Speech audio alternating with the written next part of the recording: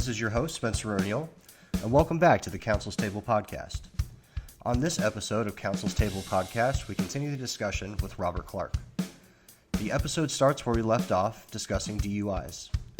We delve into wet labs, the magic black box, also known as a breathalyzer, field sobriety exercises, and some basic trial strategies. This episode later turns to a discussion on a federal lawsuit out of the Middle District of Florida. The lawsuit, named Taylor et al. V. Nocco, concerns a group of families suing the sheriff of a Florida county, claiming that intelligence-led policing tactics resulted in unconstitutional actions by the named sheriff's office. I tell you now, it sounds very Minority Report. Thank you for listening. Like and subscribe. Follow the podcast wherever you get your podcasts. And now, I present Counsel's Table. So, have you ever been to a wet lab? Do you know what I'm talking about? The wet, like from FDLE? Kinda. So, yeah, I went to a training once, and it was called a wet lab. And essentially what it was a DUI training, but they had a breathalyzer that was there. And it was wet because there was a bar, and while you're doing the training, you're having alcoholic beverages. And when they're done with the training, they invite everyone to use the breathalyzer to kind of see, what is 0.08? What does that feel like? Because we all have this idea, 0.08, and I don't know, you may think it's 2 or 3 beers or whatever it is, but to be honest with you, when I was using the thing, it took a lot more to get to 0.08 than I really thought it was going to. You're 0.08, you're rough. Yeah, you're a little bit more intoxicated than you think. Yeah, it's a lot of people don't realize how high it is. The other part about it is they don't realize how your own body works. So you can get there. You can get there by accident, which is basically almost all DUIs. Mm-hmm. An individual just doesn't understand that his body's not working in that way, or her body's not working in the right way that day. And it's water content, what you ate that day, what you didn't eat that day. Hydrated at the beach, and you slam some beers, and there are so many factors that go into it. The Widmark is only so useful, which is a formula that you can use to determine your VAC. But for the individuals who I know have done the wet lab, as you described it, yeah, they're up there. They're up there, and I find for analytical people, they're like, it's tough to get there. Now that they know how high a 0.08 is, right. I just had 5 beers. How am I not at a 0.08 yet? Right. It's been an hour. What happened? But then I have other individuals who I encounter. They're like, oh, he was 3 times the legal limit. Well, Judge, I'll say Judge. Yeah. Yeah, Judge. You did the wet lab. You couldn't even blow a 0.08 with that much. So you think you shouldn't be able to find your car at 0.20, let alone get in it and drive away. Right. And when you're getting someone who the machine's saying is at a 0.38, which I have someone right now. Seen it. And they're oh, this is audacious, and how dare they? It's 0.38, Judge. He should be dead. Yeah. I'm being facetious. 0.38 won't kill you. Won't kill most people. Right. But it's up there. I mean, you're not conscious. Yeah. You're not conscious. And the fact that you're not, if someone's able to complete, and they don't get stopped for anything except for a taillight. Right. Right. So either this guy's liver is the most amazing Avengers style liver, or and hear me out, the machine's not tuned correctly, because he shouldn't be able to pass the one leg stand and the walk and turn with only two issues and have a 0.38. Well, and then we get to the hard part, right, which is arguing the machine. It's intimidating. The magic black box. It's voodoo. It's voodoo in a box. It's the best way to describe it, because we're not allowed to see the source code. Right. The basics behind it is that inside this box is a vacuum. Inside the vacuum is an emitter that emits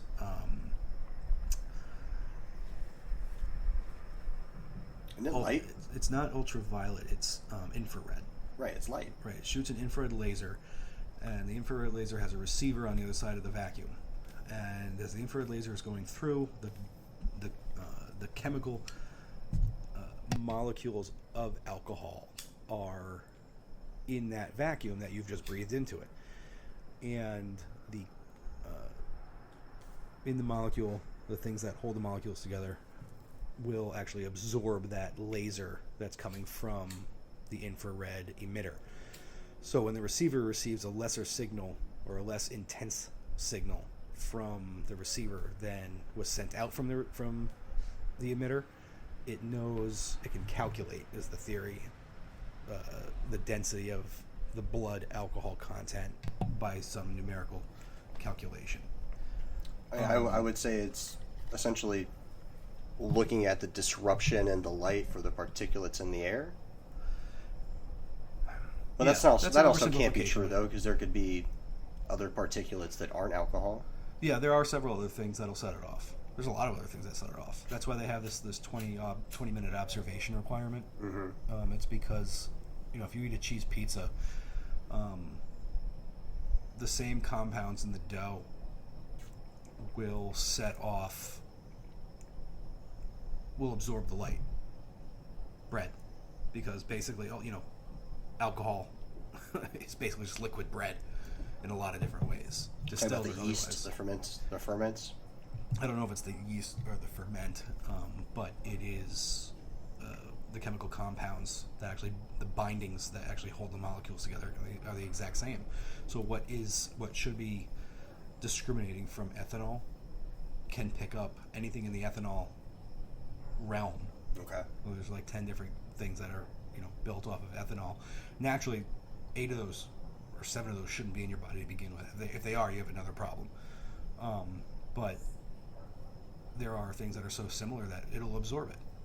So, that's not even getting into if you have anything in your mouth that could be holding alcoholic molecules in there. So anybody with a crown, a bridge, dentures, anything like that, food that is just stuck in an abscess or in between your teeth that held a molecule. They say, the mouth alcohol sensor will get it.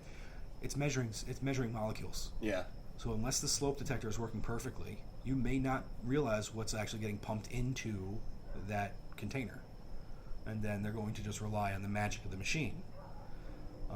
But it's virtually going to be the same as just writing it on your phone and just holding it up, because unfortunately it's fallible. They'd like to keep it as mysterious and dependable as they have convinced people it is. But the reality is that there are a lot of issues with it. I try to explain it's there are very few things that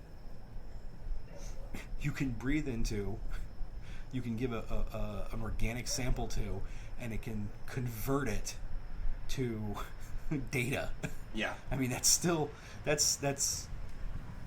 cutting edge technology in a lot of different ways. We just haven't really developed on this much more than we already have, because the math is also based on averages of 6 white guys in Chicago who actually created it. They just averaged their own information in order to create the values that the whole program is based on. Now, have you ever gotten into the weeds on, fighting the machine, not necessarily because of, how it works, but, is it functioning properly? Is it being upkept properly? Has it been upkept recently? Is the person that's performing the test currently certified? Were they certified at the time? They've been keeping their certification up? It can, as you described it, in the weeds is a really good way of looking at it, because the real issue comes to the fact that when it comes down to what was done, they have a substantial compliance rule here. He did enough correctly. And you sit there and go, if this thing's gonna, if the whole argument is this thing is accurate because it's a machine, the human factor, the human element, has to do its part as well. So everything from the programmers to the maintenance to the person who has the certification who's actually doing the thing. Right. Administering the test, that is. They all have to do it correctly. You can get forms on all that stuff. Yes. I have a whole list of stuff on my DUI that I request from the FDLE. They have a good website. They do. It's actually all open. I find stuff that's lacking on it all the time, and they hate. I have my investigator call up and like, "Hey, this isn't listed. Where is it?" And that's usually a big tell to me. Oh, you listed every single one except for the month I need. Right. Okay, all right. Let me now. I got 3 hours of going in a rabbit hole to find why you didn't list March 2022. Right. Now I know something's there. Right. Because you didn't list it. And we end up getting it, and usually I say, "Oh, had to replace this," because they have the notes on there. You know what I mean? And you do get in the weeds. It's not necessarily good for arguments in front of a jury. Nothing puts their eyes are going to glaze over. This is boring stuff. Well, no. This is pretrial motions to exclude evidence, essentially. You'd be surprised how difficult that actually is. Oh, I wouldn't be surprised because of the substantial compliance rule. I'm saying to you, you've done these, you know as well. Yeah, I wouldn't be surprised. Yeah. But what should be the fact is like, oh, you're basing this prosecution off of the machine. Oh, he kind of did it right. What? Yeah, close enough. I had an individual who Spanish-speaking individual, barely any English, and there was a local and a trooper, and the local was probably still in his FTO phase, field training officer phase, but the trooper was helping him with everything from the test straight through blowing in the machine, and they couldn't get a Spanish interpreter there, so they were trying to explain how to blow into the machine to this guy, and on the video, they accused him of refusing, and on the video, they're explaining you have to blow into it like a balloon because saying it louder and slower is going to help him understand. Well, that's how you understand languages you don't know, by saying it lower and louder. It's science. Universally understood. Universally understood that that's the way of doing it. Right. But they're sitting there, and I realize this is just on a podcast and on radio, but they're looking at him and they're going, blow. You have to blow. So hopefully that translates, but they're giving little puffs like how you would blow up a balloon. When in actuality, in order to actually give a sample, you have to get something called deep air lung. Yeah, it's or a steady deep lung blow. air rather. It has to be a steady blow. It has to be at least over 1.1 liters of air, which is really small amount, but it's not a. Yeah. It has to be a sustained blow. Once again, back to the wet lab. Even using the machine and getting a read on it, I was surprised at, the amount of force and the length of that force that you have to use on the machine to get a read. And I can only imagine the person in there that really doesn't want to do it. And then, there's this person telling them essentially what to do, and they're blowing into it, and they're not getting the read, right? So, is that their fault? Is it the fault of the person that's telling them what to do? Is there a lack of communication somewhere that could be fixed? I don't have the answer for that, but I just remember blowing into it and being extremely surprised on like the force and the length of the force that had to be used. Right. I mean, if you're in there and you've got COPD, like, you've got no chance. Not doing it, You got no shot. I had a veteran that had the same issue in New York. He had lost basically most of his lungs. I was impressed this dude was alive. But he had lost most of his lungs in a conflict, and they accused him of refusing. And in the hearing, like, we had all the medical documentation being like, oh yeah, this guy's lung, or portion of a lung that actually works, can't even produce that much. There's a reason he doesn't live in a 2-story house. He would have to rest when he got upstairs. Right. And it's not a refusal. Even in Florida, there's a caveat for medical issues behind a refusal. Well, of course. But then they give you other options.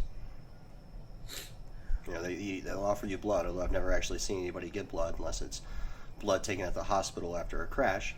They'll often ask for urine, which, has its own issues. Well, yeah, urine can't get a numerical value associated with it. It's just there or it's not. Right, it's presence or it's not. And we actually don't. I've actually got one pending right now for a DUI drugs about, what shows up here? Is it 1 nanogram? Or is it 1,000 nanograms? Mm-hmm. And then how many nanograms cause an impairment from this substance? And then how many nanograms actually cause impairment from the substance? Because there is no number. There's no 0.08 for drugs. Right. So it's, what exists here? And if you're they have not replied. And if you're a somewhat constant user, your amount is going to be high, even if you're not under the influence at that moment. Sure. and depending on the sensitivity, what lasts in your body, or what's the impairing substance that lasts in your body, and just because it shows up, does the half-life still have its intended impairment? Right. Its symptom, so to speak. Then it becomes rather sticky because there's an inherent want to believe that the cop is right, that their observations are accurate, and they may be parroting what they did see. Unfortunately, it doesn't mean that it's accurate. It doesn't mean that it's right. It doesn't mean that what they're witnessing is an impairment from a chemical substance, because it could be not necessarily delirium when someone's coming off, but what you could be looking at is the lack of a substance, because they're not on, or they haven't gotten their medication. Yeah. Their medication is going to show up in their blood, but they've they forgot to take it that morning, and then for whatever reason later in the day they're starting to experience the debilitating symptom that the medication is designed to stop from happening. Right. And the cop's going to interpret that as impairment caused by the chemical. So now you're in a double. Yeah. Fortunately, there are good resources for navigating that.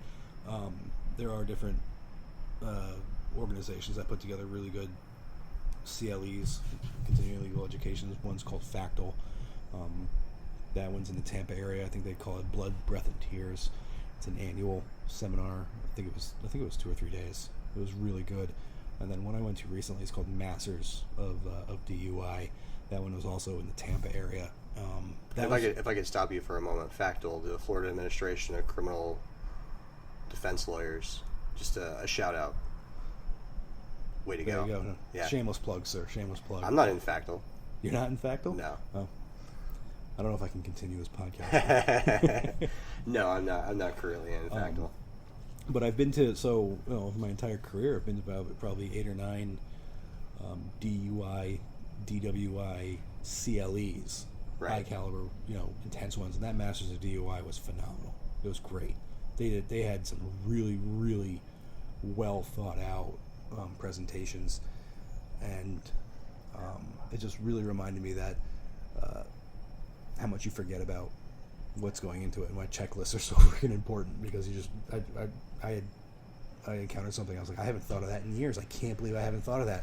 That's a really good point. Right. I can't believe that escaped me. Well, there's a reason that the DUI handbook, which is at least the minimum, is 500 or 600 pages currently. I mean, it's massive. Is this the one by Lexus, or is this the green one? The green one. So the green one is good at, well, I don't want to downsay it, but it's not a Bible. No, it's Florida specific. No, sure, they're all Florida specific, but in New York we have one from an attorney named Gerstensang, and this guy he's possibly the best DWI lawyer I've ever even heard of. Met him several times. He's got a great firm. I have his in my wallet I have his son and his associate, who I would call if I was in a spot. Right. They are pardon me. They are absolutely phenomenal. But he has a Bible, and it's written in chapters that are about the situation encountered, rather than in any specific order about motions, pretrial motions. Mm-hmm. It's written in the sense of, like we said, refusal. Like case analysis? No, so it's the chapter to be on refusals, and then the subparts are all structured into the encounter your client is explaining. Okay, that's interesting. So client explains lung issue. So you would go to the refusals, and then you would just actually find, medical issues. And then in medical issues, it would be, lung issues. Okay. So it's actually, I don't know if it's digested or it's at least categorized in that way. And it is, I still use my New York one to find certain arguments here. Right. In Well, Florida. I mean, the Florida fantastic. one is great, but I would describe it as it's topical. Yeah. So it goes by topics. And then most of it is, subsites with cases and then discussions of the cases. You look at a page and 3/4 of it is going to be cases and the discussion below it, and then the top part is just going to be really a basic discussion of really the basics of it. It's machete work. Explain. So I split a lot of the content into what I call machete or scalpel. Okay. Are we hacking or are we taking a little piece out? Right. So how nuanced is this argument? Because this, the smallest nuance might make the biggest difference. Right. So I find that the DUI handbook is really terrific for putting you in the right position, but it's more machete than it is scalpel. And there's one I just learned of that's actually produced by Lexus. The guy was at Masters of DUI. I don't remember his name at this moment, but he produces one. It looks like it was produced by Lexus. That's probably going to be the next one I get, because I think that one's going to be a little bit more scalpel in the sense of how it is actually applying in that sense, rather than here's the basic law behind it, make your own argument. No, it doesn't make a difference what everybody knows. I need to know how it applies here, and I don't want to reinvent the wheel, and I also don't want to argue something that's already been decided. Right. Adversely, at least. Now, have you ever been in a situation where you're using the video to fight the breath test? So that Spanish one, okay, I was talking about, right? Because they were if you're instructing him to doing it wrong, and then they charge him with a refusal. That's one. So have you ever been in a situation where, like, somebody's doing the FSEs, right, and they're doing a phenomenal job? I mean, you're looking at them, and it's like, you're going to get a gold medal in the Drunk Olympics, essentially, which is a great line for the trial, by the way. And then you go to the breath test, and it's like, well, they're blowing a .12. How are they doing that? Well, obviously, it's got to be something wrong with the machine. Without having to get into the components of the machine or how it works, or whether they have it certified, or whether the person that's actually using the machine is up to date on their certifications, or any of that. It's just like, listen, look at this video. This guy is walking the line. He did the 9 steps. He did the turn the way that they asked him to. He did the turn to the left, which is not the natural way people would turn, because he's following the instructions. Like, he's doing all these things. So this is where you make that cop seem like the smartest man on the planet. You did everything right. You did everything right. Yes. You administered that perfectly. You turn. I call it turning into the skid. Like if you're on ice. I know it's not something that people understand in Florida. In New York, if you're skidding on ice, it's counterintuitive, but you steer into the skid. They understand it. We have dirt racing here. Everybody in Florida dirt races? Not everybody in Florida dirt races, but if you're from Florida, if you're not a transplant, I think you have a little bit of knowledge of what dirt racing is and how it works, and yeah. So you steer in, and then you say he administered everything correct and did everything, but the interpretations may be questionable, but you're a great cop.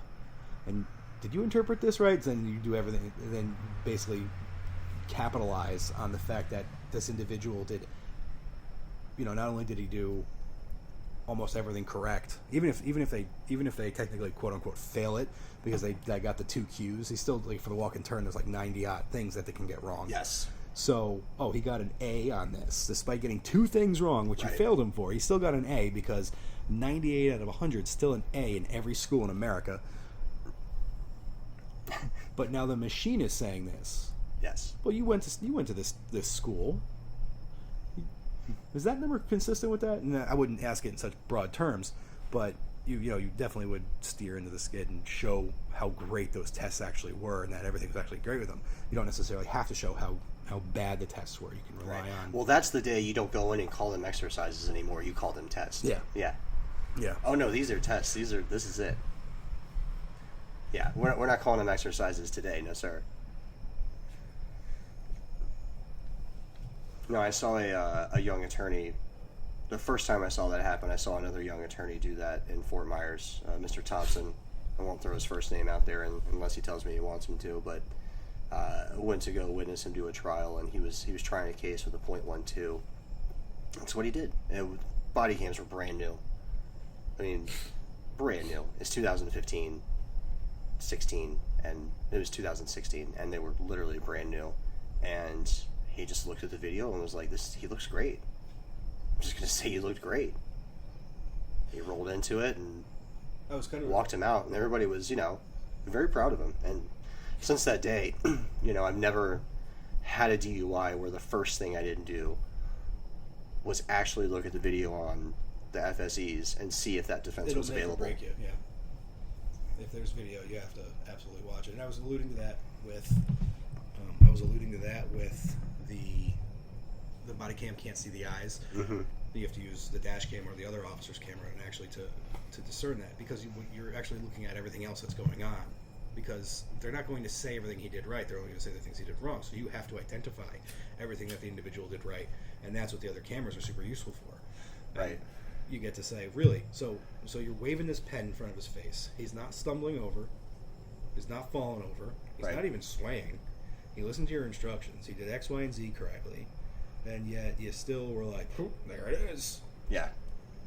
Okay.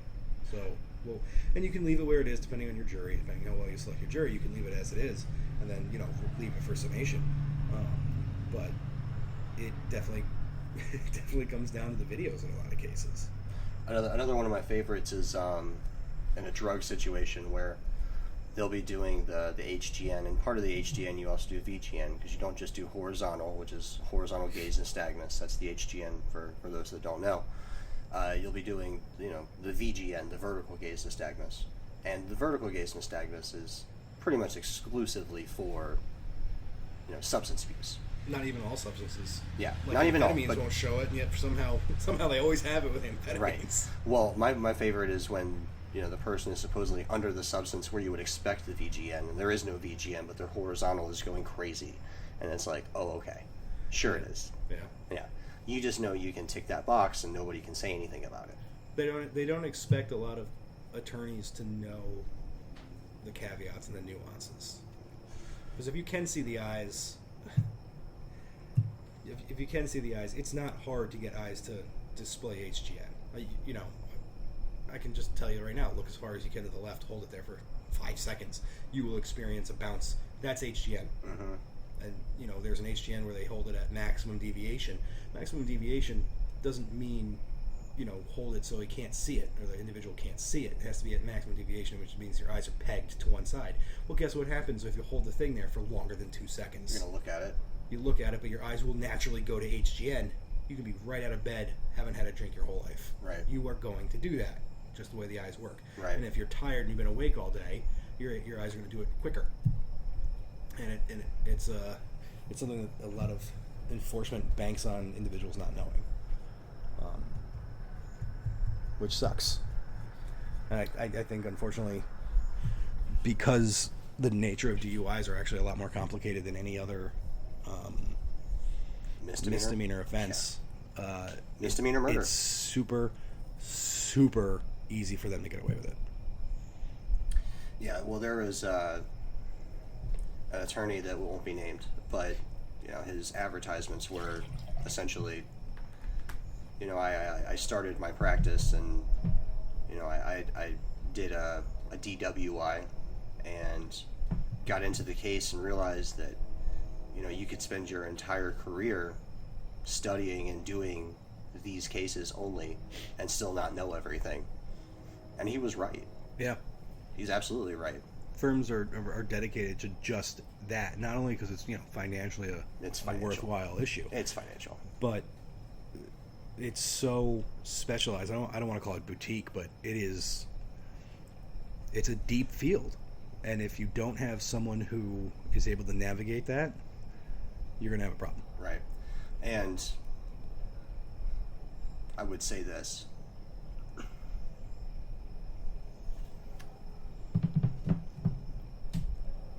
For young attorneys in the public defender's office that are becoming misdemeanor attorneys, you should spend at least half of your time learning about DUIs. Because it is the most complicated thing you'll deal with. You can take yourself to trial on other cases, you can try your batteries, and,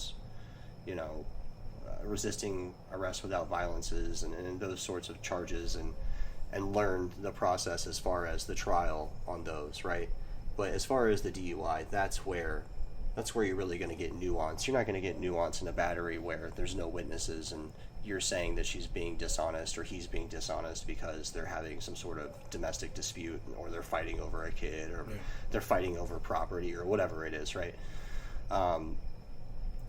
In their circumstances, a lot of the times the cops are your friend. You showed up, what was going on? Well, this was going on. Okay, well, what did you learn? You actually use the cop to get evidence for you, and because they're not personally invested in it, or even because a lot of the times they'll show up and they don't think that anybody should be arrested, but they're going to make an arrest because they sort of have to separate the people. They'll be friendly to you and helpful to you. In the DUI, it's all based on what the cop's observing. So unless it's a circumstance where you've got the video and you can kind of use the video against the cop but not tell him up front and like really play him up like we were discussing earlier, I mean, you're essentially saying that he's wrong. And it's an ego check. Yeah. Yeah, they don't like that. But I try to tell attorneys who aren't in this field, there's nothing better than having a cop on the stand. There is nothing better than putting that hubris in check. I know it sounds twisted, guilty pleasure of mine, but there is nothing better than putting someone up there and showing you fabricated this, you exaggerated this, you outright just lied, you signed this statement and you lied on it. Right, so don't do it again. Right. This is your public lashing. Don't do it again. Right. Now, should they lose their jobs? I think they should. Different places will fire them for that. I'll be honest with you. I don't necessarily agree with that. So, the longer I've done this, the more I've gotten sympathetic to officers in many aspects, and we all make mistakes. When you're intentionally doing things to hurt others, yeah, there's something to that. But if you're negligent or just bad at it, and you're kind of trying to cover your tracks and you get called out on it, I think that's a good thing for you. I think it's a good thing for growth. And realistically, like, we don't want to fire every cop that we have that makes mistakes or does something that's wrong every time it happens. No, because we wouldn't have anybody left. Just the nefarious ones. Yeah, just the nefarious ones. But then becomes what's nefarious. There was the public defender I worked for in upstate New York just had a great concept behind it, and it's even if the client is culpable, you are the last quality control check available. That's what we are. We're quality control. As a criminal defense attorney, you are quality zealous control. Zealous representation is an absolute necessity, especially under the Sixth Amendment, for every individual. However, what's such a close second is that we are the quality control. Hey, Spencer O'Neill here. Wanted to take a moment to ask you all to please like and subscribe. The podcast is going to turn now to another topic. We're going to discuss a lawsuit out of the Middle District of Florida, Taylor et al. Versus Nocco. Speaking of quality control, there is a federal lawsuit that you actually brought to my attention. It's super, super interesting. And it's here in Florida. And, it's called, I think for short, it's Taylor versus Nocco. And Nocco is the sheriff of a county here in Florida. And essentially what it describes is, something I guess I would call almost Minority Report-ish. It's predictive policing, right? So, briefly I'm going to read sort of from the original complaint. And this is a lawsuit under 1983. Essentially, it's affirming, or it's alleging, First, Fourth, and 15th Amendment constitutional violations by the Sheriff's Office. And what it says is that this Sheriff's Office punishes people for their crimes they have not yet committed and may never commit. Punishes people for crimes they have not yet committed and may never commit. It first predicts that certain people may commit future crimes, and then harasses these people and their relatives and friends with relentless visits to their homes at all hours of the day, with unwarranted stops and seizures, and with repeated citations for petty code violations. In the words of former deputies, the policy is meant to make their lives miserable until they move or sue. Here, 4 county residents sue under the First, 4th, and 14th Amendments to the United States Constitution. It says that the sheriff's office adopted a policy and widespread custom of harassing individuals and their families because it thinks they are likely to commit unspecified future crimes. The sheriff's office refers to this policy and custom as its intelligence-led policing program. And for the ease of the complaint, whatever they're going to call it, the program. So under the program, the sheriff's office uses questionable criteria, such as whether one is a bystander in other people's police reports, to complete a list of individuals who it believes are likely to commit crimes in the future. The sheriff's office then subjects these individuals who are considered targeted persons, as well as their families, to relentless pursuit, arrest, and prosecution to, in the words of the actual elected official sheriff, take them out. So deputies repeatedly make unannounced visits to the homes of targeted persons, during which deputies demand entry to the home or information about a targeted person's comings and goings.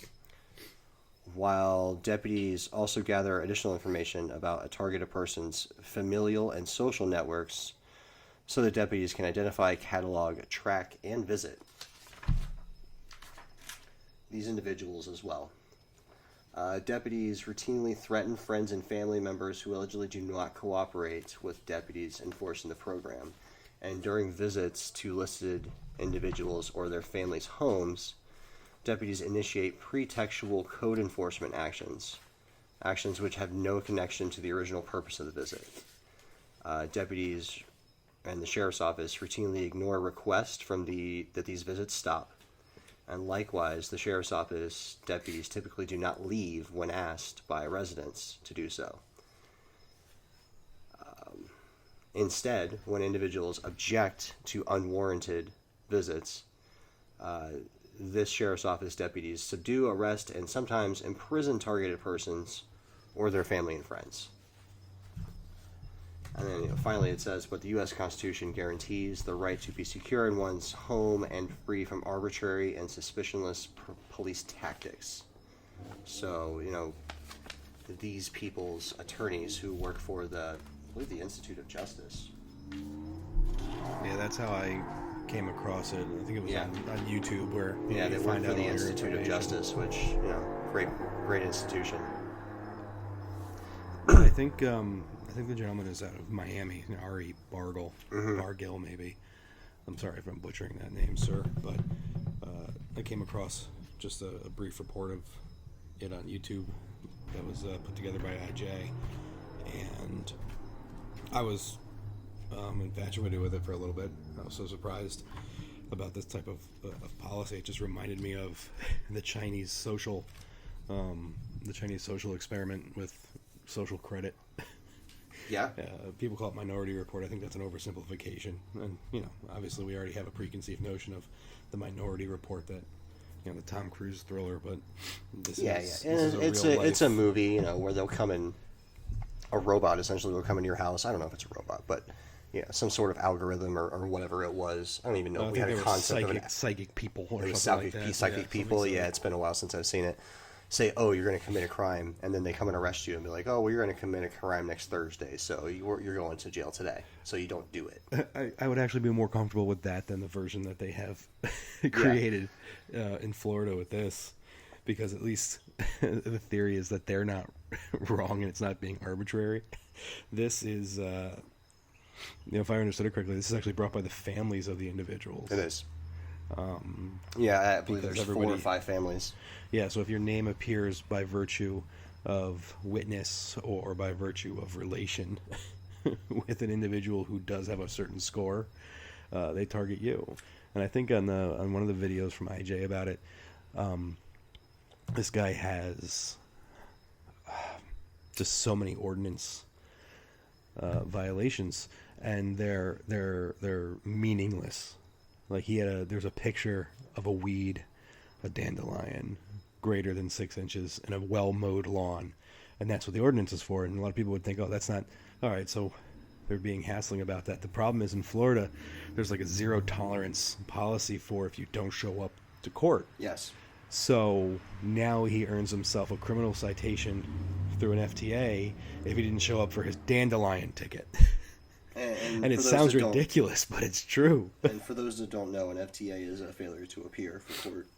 The thing about it, that when I was reading through it as well, is for the families that entered the suit, it appears as though the majority, if not all of them, are the families of a juvenile that either came of age or is about to come of age, right? So your 15, 16, 17-year-old is out there causing problems, and you now have this score where they've decided that they want to force you and your family, if possible, out of the community. Right. I think the metric is if the community will be better without you or your family in it. You are, by definition, in their category of people to be harassed. Right. And there's a lot of problems with that, obviously, but the first problem that stands out to me is, you're designating your community as like a county in this circumstance because it's a sheriff. Well, what about the county that neighbors you? What about the state? What about federalism, right? Like, aren't we all a community? So you just don't have to deal with your problems. You can push them off onto someone else. That's messed up. That's the first part of the short-sightedness that goes. That's showing that this is going to be a problem. So in Florida, we have a whole state full of transplants essentially that come from other places, and they come every day. And we're telling essentially residents of this state that, if you're a problem, then you can just move somewhere else. You're telling you if we think you're a problem. Yeah. Or if you're related to a problem. If you're related to a problem. If you are hanging out with a problem, and, you show up on a police report, then we're going to check you out, or, show up at your house and question you about your roommate and where they're at when they're at work. Or it's an interesting way of circumventing redlining. Yeah. Obviously policing needs to be localized in a position to be able to respond quickly, but this is I understand the argument from the IJ that it's not within the bounds of community caretaking. It's not within the bounds of any Fourth Amendment exigency. Like, this is it's bullying. Yeah. And it's bullying with no care for people's value. For the sheriff's office decides that you have no value or that you're a problem in a community, so therefore, like, the equity in your home doesn't matter to them. Your reputation within the community, say you own a business or something. Oh, I just think you actually just kind of reminded me. Maybe they should put a takings clause in here. Right? A taking clause violation, because I think someone actually did have to move, and they moved back into the county for standing, maybe. But, if the government's effectively doing that to you, you might have a takings clause on there. It's insanity. And then the other part of it, which I found very interesting, is that this lawsuit came out, and then shortly thereafter, the policy was essentially changed. It still exists, though. It still exists, but they changed the name of it, kind of like UFOs or now UIEs or whatever the hell they are. Just so it's harder to search for, because essentially some lawyer found out what we call it, so now we're going to call it something else. But they didn't even. It's not even just a policy that, like, ironically, just the random evidence is deputies. just as crap. Yeah, it's not even just a policy. Some random deputies were enforcing. It's they had a whole task force involved in this. Yeah. Like, they had an entire task force involved in finding a way to force people out of their community. What's truly ironic, and another individual had pointed this out, how many times does a client of a public defender say, these cops are constantly targeting me? All the time. Now there's a reality to it here. Right. These are numbers that are calculated for these individuals. So now it's, all right, do I foil that? Do I say, all right, give me his policy number or whatever you've calculated on this individual? Because now we get to scrutinize that. And is my local sheriff doing this also? I don't know if this is a pilot program or if it just has another name or they're doing it more quietly in other places. I know some people that would be very believing of the fact that this was happening to them and that this was occurring in their county as well. Yeah, it takes usual suspects to an unconstitutional level. Yeah. Anyways, just... They did argue it, I think, very recently. I think there was... you had brought forward that it had stipulated facts. Mm-hmm. Yeah, the stipulated facts is like 123 pages. I think It's quite large. Was that March? Of this I think year. that was in March in 2023. And I think they've made certain arguments on it. Naturally, Pacer charges you for everything you download. I didn't grab, I'm not going to grab everything I can off of it, and I try to get what I can for free because I'm cheap. Yeah, but, no, there was quite a bit that was available through Pacer. When I was looking through the case, it appeared as though they're in the process of defending themselves against summary judgment. I think most of the summary judgments were one was granted, and one of the supplemental complaints was dismissed. One of the amended complaints, right, was dismissed. But I think there's still 4 pending that were denied immunity or whatever they were asking for. Yeah, all I know is when I see this, I think of clients that I have and complaints that they've made, and policing tactics that I've heard of, and they may not call it by a name or they may not have a task force, but it appears to me as though these types of policing practices are prevalent. So for people who may want to look this up in their own communities that they're defending, the term is ILP, which is intelligence-led policing. Right. Apparently this comes from a college in Virginia, I've been told. There's also other names for it. Not only is it the ILP directives, but you have the Strategic Targeted Areas Response Team, and there's apparently a manual called the STAR Manual, so that might be something someone wants to foil, as well as the Research Analysis Division Directive, called the RAD Directive. That's something that might be worth drawing from. Mm-hmm. Unfortunately, what I'm seeing here is that the dates that when these things were published was 2013. So, like you just said, that there's probably others using it in a certain way, maybe just more inconspicuously. Right. And then if you go through the stipulated facts, when I was reading it earlier, some of the stipulated facts are that these policies were discontinued as of 2021 or 2020. Essentially when the lawsuit was coming, probably when their attorneys sent them cease and desist, the policies were changed. So I don't know if this sheriff's office is even doing this at this time, or if they've just changed its name and gone by another. But if you're confident in your policy, it doesn't seem to me that you would be changing the policy once a lawsuit comes, unless someone's telling you, your legal counsel, yeah, we're wrong here, and this is a problem. I wouldn't be surprised if any elected official in this state hears legal counsel saying, yeah, that's not allowed, and they go, eh. It is,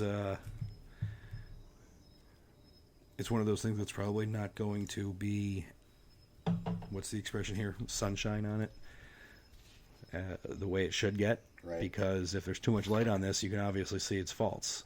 And then I think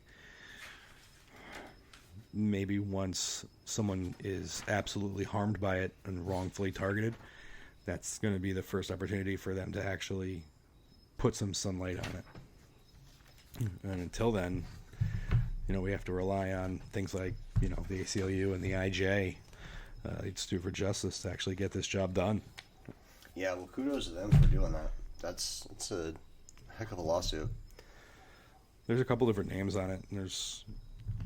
I think the local one was the gentleman I named earlier. Out of Miami. Yeah, but I think there's actually a few other attorneys nationwide that are involved in it. And I think there's only 3 on here, but I think there's more firms or at least more participants.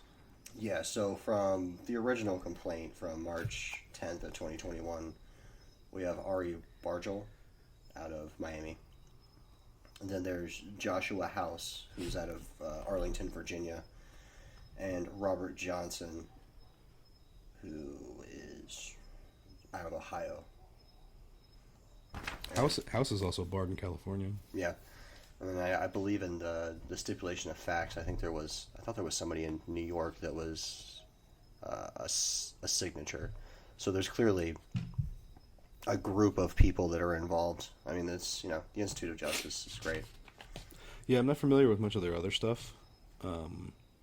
Only on the broadcasts that they do on YouTube, which are enlightening, and they definitely help with at least getting more people aware. Like I wouldn't have known about this unless I saw it on the scroll. Right.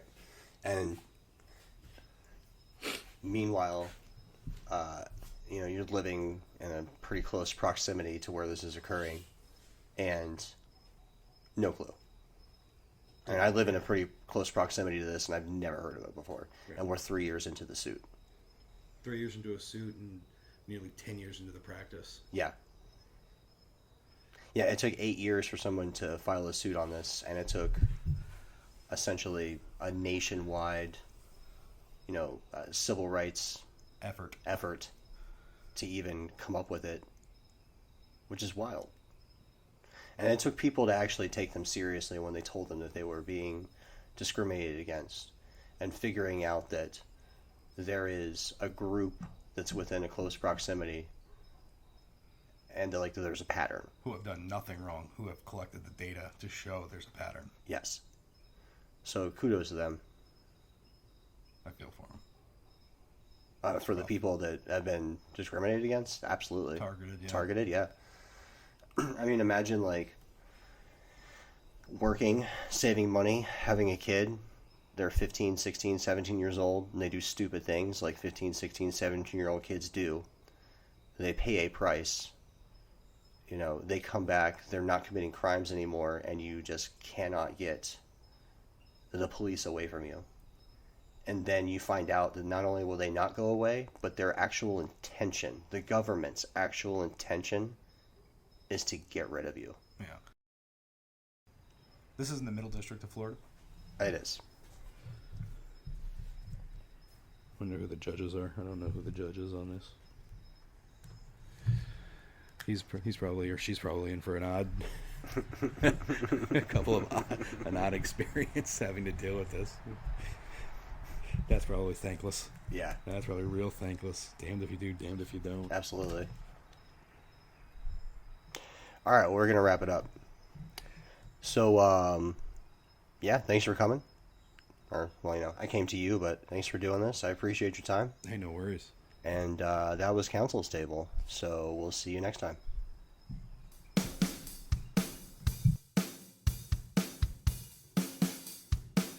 Hello, your host, Spencer O'Neill here. Thank you for listening to episode 2 of the first season, the initial season of Counsel's Table podcast. That was our discussion with Robert Clark. I want to thank Rob again for coming out and doing that. In the future, there have been some suggestions as far as background noise. Mr. Clark and I tried to enjoy the taping with some scotch and cigars, but in the future we'll get rid of the background noise and try to take care of that problem. Thank you all again for listening, and check out episode 3, which will be coming up shortly. And that was Counsel's Table.